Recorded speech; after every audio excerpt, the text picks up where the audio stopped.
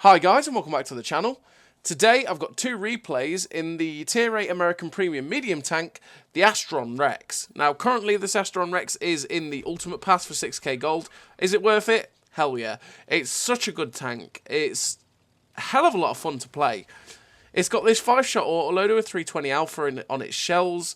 It does so much damage quite quickly. It's quite nice. Obviously, you do have to get used to the 4-second intra-clip reload because that is kind of long, and the 190 pen on the standard round, but for the most part, this tank shreds. Like, when you catch people out and you play it effectively, you do so much damage to them, and you can really dump clips and stuff. The base...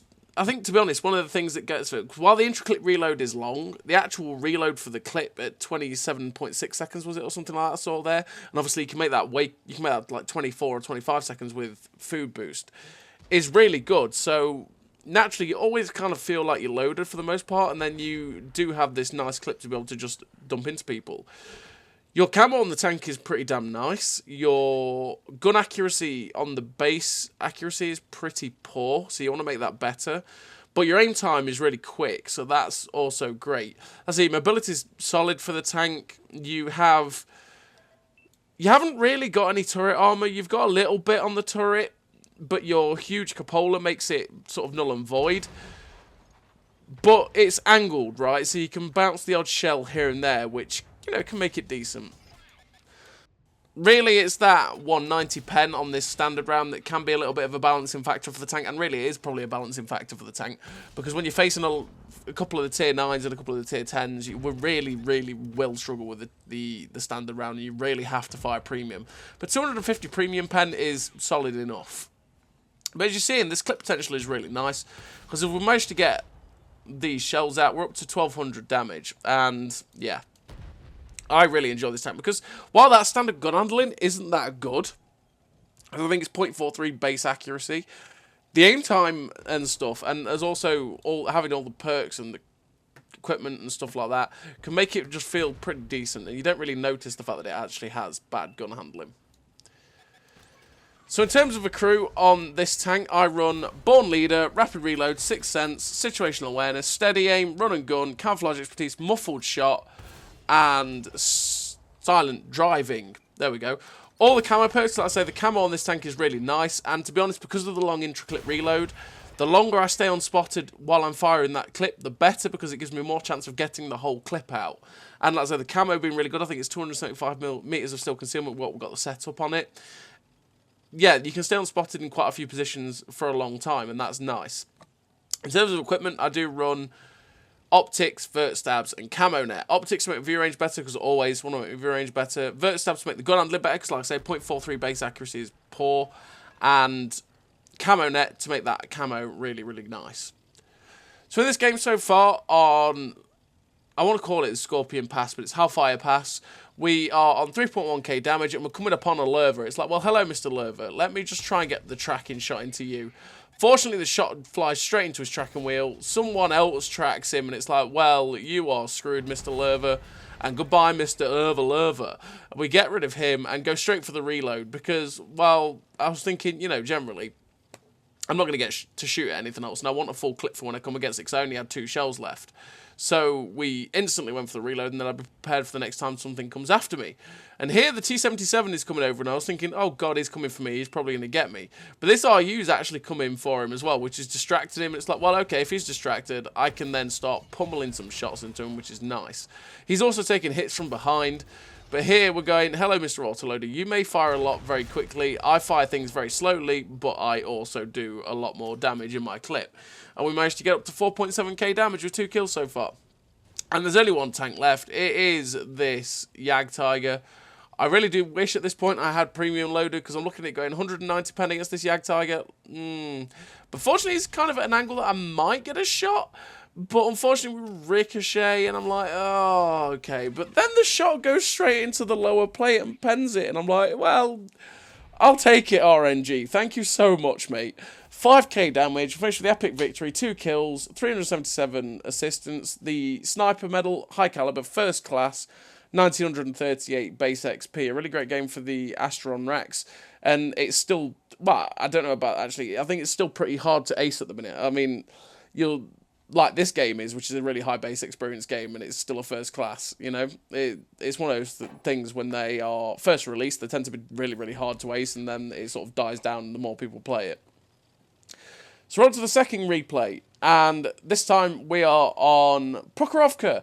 And Prok's always a great map to get, because there's always that big potential for getting good spotting damage, good damage out on these ridges, and just having a pretty fun time, to be honest. I just love Prok. Prok's great.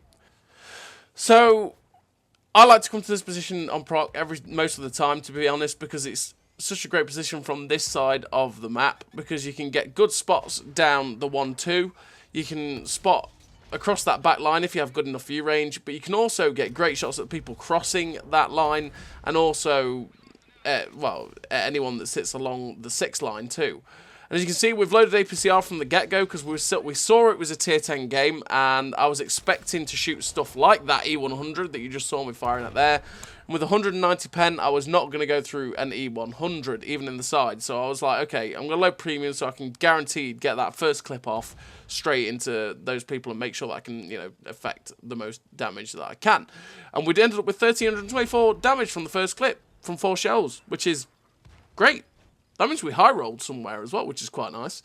And as you can see, like I say, you don't feel like you're reloading for ages. You're just ready to go again. And we are ready to go again. I was thinking, right, okay, I'm going to poke over and try and see if we can get another shot into this E100 or something. Artillery gets involved, and you can see artillery is still looking at us, so it's like, okay. Just got to be a little bit careful.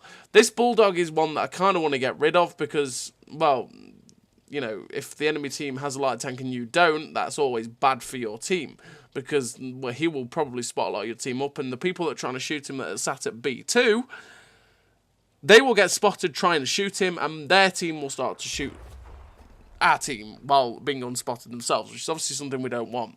So as you can see, we're keeping moving at the minute because artillery was hard focused in that position, and we didn't want to get slapped up there. Now we've got a chance to shut down the Bulldog. Unfortunately, the first shell misses. Oh, it's really unfortunate. But now we have shots at the C100, and it's like, well, okay, you know what?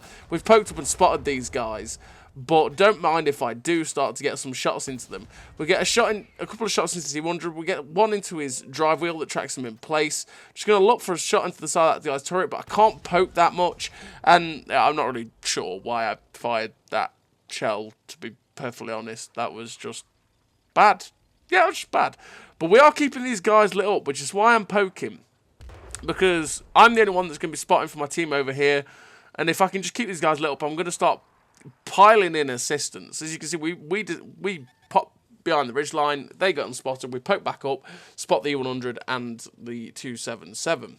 But now we're reloaded again. Again, we're firing the APCR because we just have no chance of penning the E100 without it. And we are hoping to just try and catch some shots at these guys. Like I said, just trying to keep them lit and hoping to spot something or anything else along there. We try and get a shot into the side of the E100's turret as he's crossing, but he ends up getting absolutely blapped by the E4, which is nice. But we actually have shots at their E4 back there. And we try and get a shot into his side, but we can't quite see it. It's like, just pull back a little bit, E4. Give me some shots. We get a nice shot into his side, hoping to get some more in before he disappears. Another shot into his side there, and I'm looking at this going, that's possibly not a pen, but we do manage to get the shot straight into his lower plate. That's it. Bad accuracy? What bad accuracy? And we, you know, managed to get most of that clip in, which is nice. And we are, again, spotting this upper area. We're spotting these guys as they shoot, which means we're getting assistance, which is nice. We're on to our last clip of premium, which is kind of sad for us, because with it being tier 10 and there's quite a few heavily armoured tanks in general, we might struggle to get more damage against some of them after this, but obviously we can try and keep spotting them. So I mean, we're nearly up to 5k spotting with 3k damage, and we're just poking to see if we can see some shots into this 260, and we can't quite feather any shots in because he's a little bit too low, and we can only really see his upper plate. But he is starting to run away, and I'm thinking maybe if he gets a little bit high, we'll actually get shots into him. Unfortunately, we get a shot into his backside, which is good. The E4 is still spotted down there, and it's you best pay attention to that E4, by the way, because I forget about him. And we try and get a shot into his low plate, but it doesn't quite go in.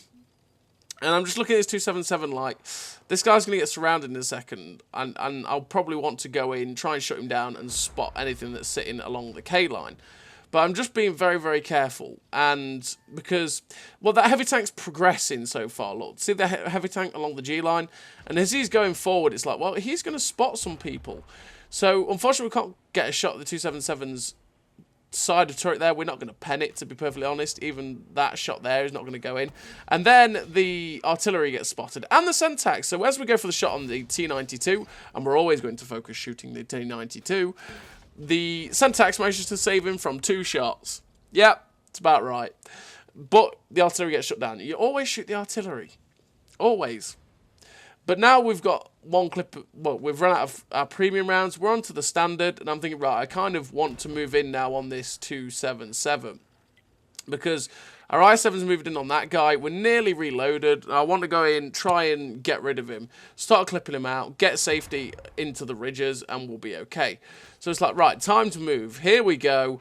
So we're going to go in, we get one shot into the side, well, we're trying to get one shot into the side of the 277, but we miss.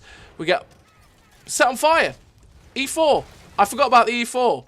And unfortunately, he ended up setting on fire and shutting us down with 1 shot. And finished the game with 4.5k damage and 5k spotting. The first class in the Confederate. Which was a 2.1k base XP. Just imagine if we'd managed to survive that E4 shot. We were full health. And then it all went downhill very, very quickly. And we managed to get 9.5k combined in a tier 10 game, which is a great game for the Astron Rex. Swindle did pretty good himself as well in it. It's a really fun tank. Like I say, it's a shame that that E4 pretty much one-shot us. But that's against tier 10 tanks, right? So as always, everybody, thank you very much for watching, and I'll see you next time.